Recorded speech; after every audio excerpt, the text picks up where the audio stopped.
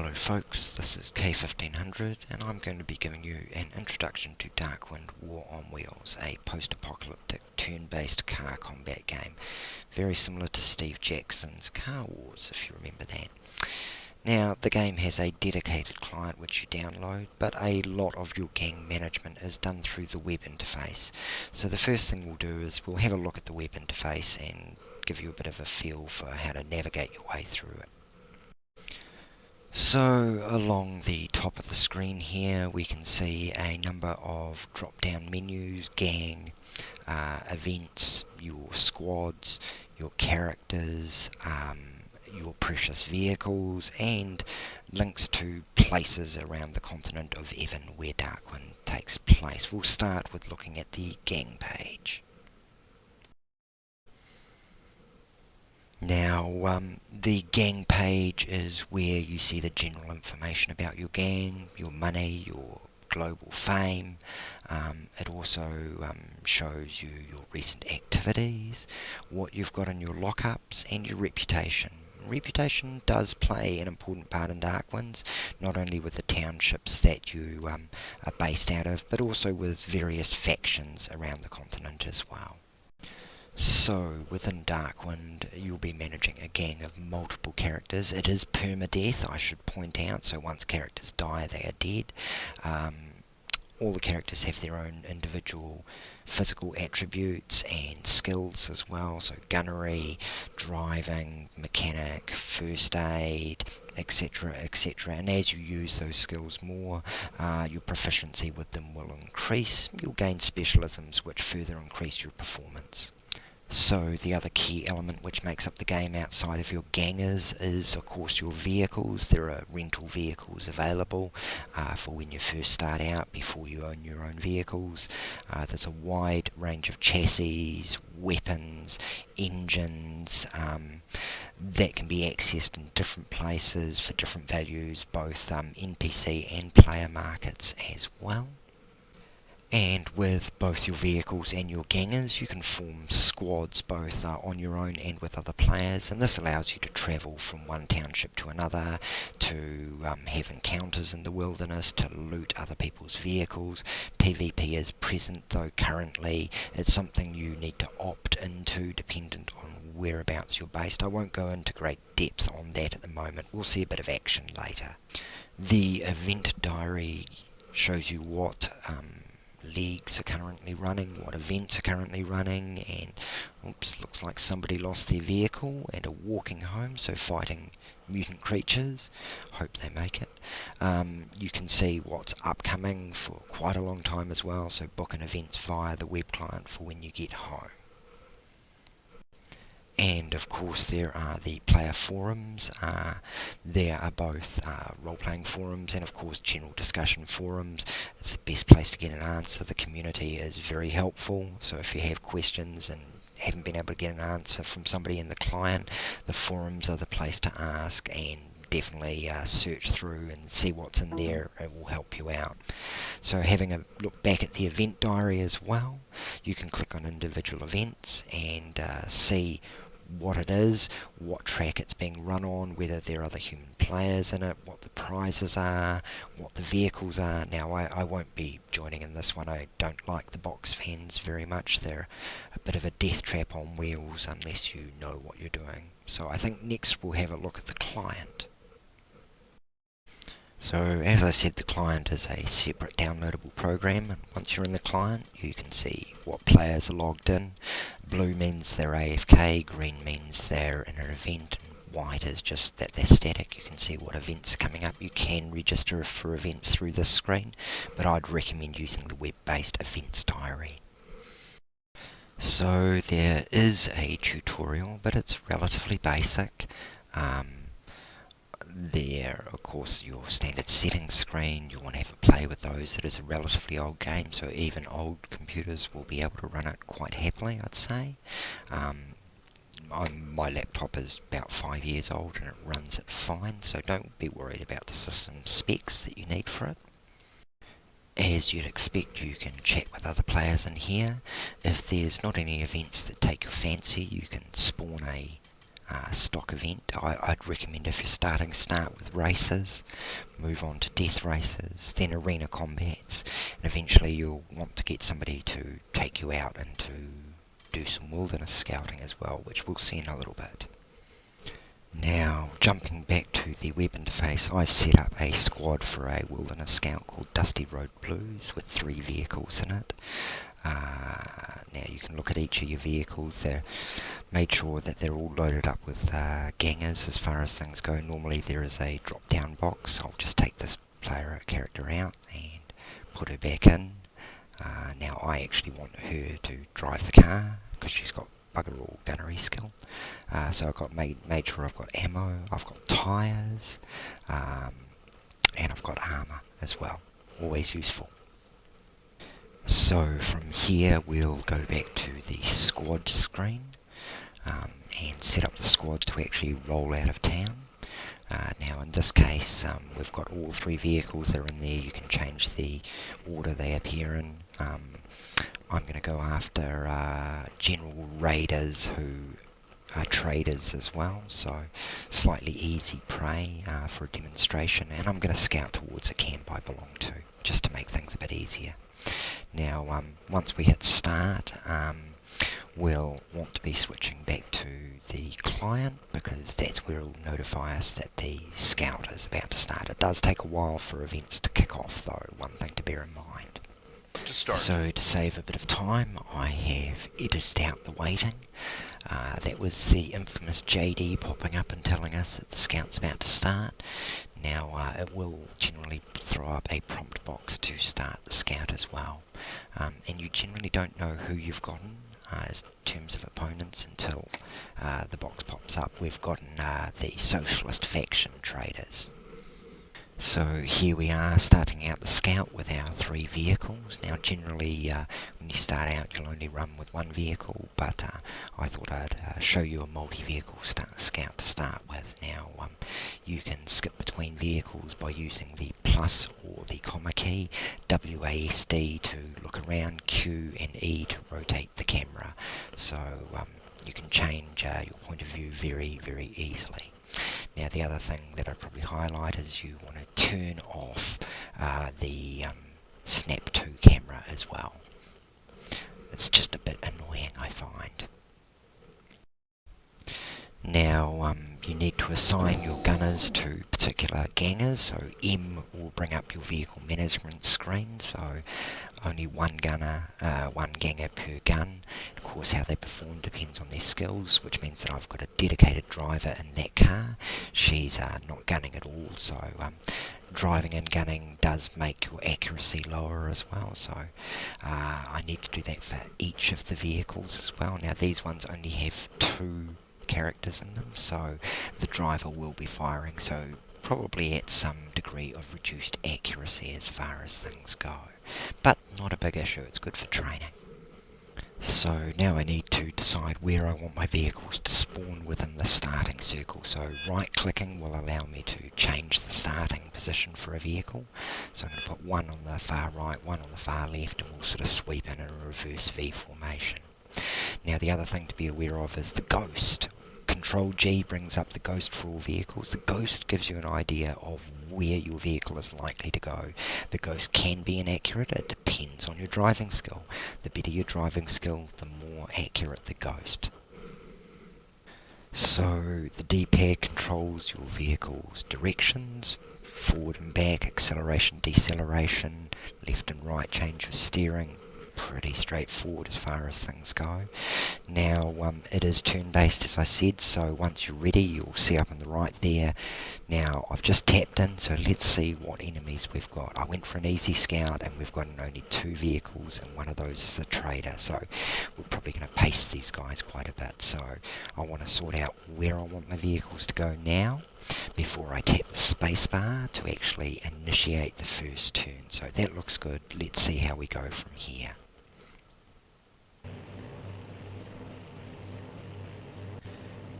Okay, it looks like everything's underway. I'm going to peel off El Jefe in between those 2 hills, and I think the other 2 cars can just stick to the road for the moment.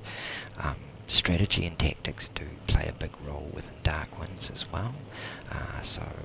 Particularly in larger scouts, it becomes really important to be tactical about your movements as far as things go. So one of the things we will do here is we'll do a bit of pre-targeting. Normally you can only target things that are in your line of sight. Here I'm clicking on the weapon and then clicking on my target. That means when I do pull into line of sight with it, it'll be already targeted and you'll be ready to fire. Normally you've got to hold a target for one round before you can fire, so it's important to pick the right target, because otherwise you have a turn where you won't get to fire, and that can be make or break, particularly in a larger scout. Now, as I said, I'm going to run El Jefe after the trader vehicle and let the other two deal with the pickup. We'll see how that runs. It may not be the smartest move, but a little bit of fireworks could be good for the demonstration. Right, so I hope I don't stuff up going between the hills there. We'll see how it goes though. Now, this is one of my favourite vehicle skins. It's modelled on the Mad Max Interceptor. Another player made it for me, and I bought one of them. So you can actually customise the skins as well. That's not looking good for my Ghost. Let's hope I make it through in one piece. Oh well, not much I can do about it now. Let's see. Oh, yeah, that looks okay. Looks like that pickup's sort of veering off, though, to get my intercept vehicle. Hopefully, my other two vehicles will draw their attention. I'll just try and use this hill as cover in the meantime, and not spin out, but we'll see what happens there. So, it looks like I'm about to get into a good position to start firing. So, it looks like the pickup is going to go for my other two vehicles, which is great. Now you can probably see the large lines leading towards that pickup. The stronger the intensity of the lines, the better the accuracy and the chance to hit. So looking pretty good there on that gun, but you'll notice my driver's accuracy, the purple bar, is quite low, so less likely to hit with that gun. But that's not a problem. Sustained fire does give you an advantage as well. Now, right-clicking on the vehicle will give you the option to fire one or all of the weapons that are targeted at the opposition. So I'm just going to let loose with everything as I try and sneak that intercept vehicle over the hill. So here we go. Yep, some hits on that, but looks like some of the shots are not making it over the hilltop. Now that's fine, because he'll be cresting that hill in a second and I should get a clean shot, and I've got great chance to hit there, so hopefully we'll be able to take him down without too many problems.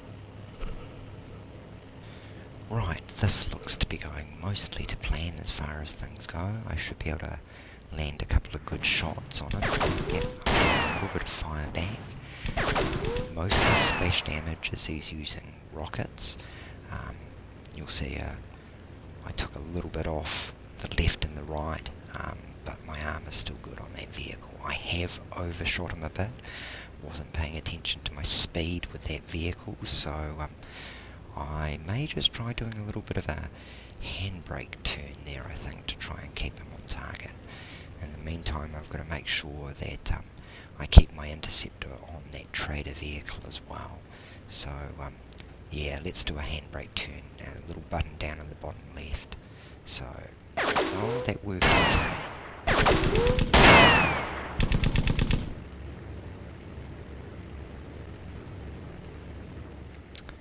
Right, well, I think I'm going to have to pay a bit more attention to that trader vehicle now, so I think it's about time to open fire on him.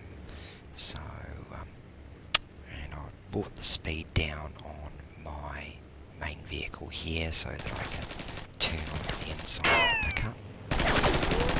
Yep, so a few hits on the trader, which is good, but my third car has definitely overshot that pickup, so I'll try and bring it around. You can right click on the vehicles as well to get a view of their armour. You can see he's almost lost his armour on the right hand side, left's still good, and the front's taken quite a few dings, so, but yeah, that black car's definitely overshot. So, oh well, I should still be able to take him out with the single vehicle. I forgot to stop shooting. It's a bit of a waste of ammo, so to stop shooting, I can do a right click on him, and because he doesn't have a line of sight, so I'm going to stop firing with those weapons. Now, I don't want to beat up the trader too much because it's the vehicle which is carrying the cargo as far as things go. And I'm pretty much, see I've got a breach now on that vehicle. We're getting internal damage to it, damage to weapons, that sort of side of things. So once the armour's gone, you can actually start getting at the internals of the vehicle. So, yep. So we started hitting the actual enemy gang who are in the vehicle there, so they're not going to be too happy about that. That's going to demoralise them quite quickly, and it looks like there may be a bit of a collision coming in with that trader vehicle. Been focusing a little bit much on the pickup, but that's okay. And the black car is almost, yeah, I'll take a shot at it. Shouldn't hit my own guy, should be able to fire over his roof, assuming my gun is actually worth anything as far as that goes. So let's just see how this plays out. Yep, that worked okay. Yep, now we've demoralised that pickup, which is the whole point of it. Now, he's not dead, he will still shoot back, but once you've got all the enemy vehicles demoralised, that's the end of the scout, and you can start looting away. So I'm going to stop firing because I don't want to damage my loot. I want to take one or other of those cars home. Oops, and it looks like I've stuffed up a little bit with that trader. He turned inside me and I think I may have clipped him a little bit as well, so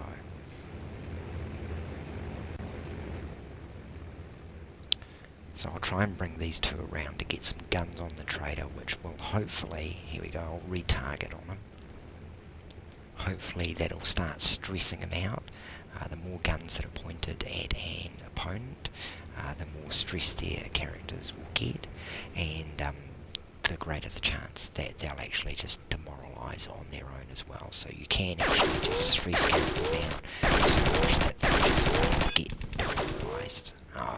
Looks like I'm getting some pretty solid hits on that trader, so this should be over in not too long. But it was a bit of a cakewalk, but good for a demonstration. So we've breached the trader on the right there. Still got to be aware of that pickup, because though he's demoralised, that doesn't mean he won't shoot. In fact, I've lost a ganger to demoralised vehicles from thinking, hey, they're not a threat, but in fact they are. So you can imagine in larger scouts where you're up against, say, 10 to 15 or more vehicles, you really need to keep track of what vehicles you've demoed, what ones you've redded out where you killed the gangers, and what ones are still active. So I think this is probably just about over. Yep, there we go.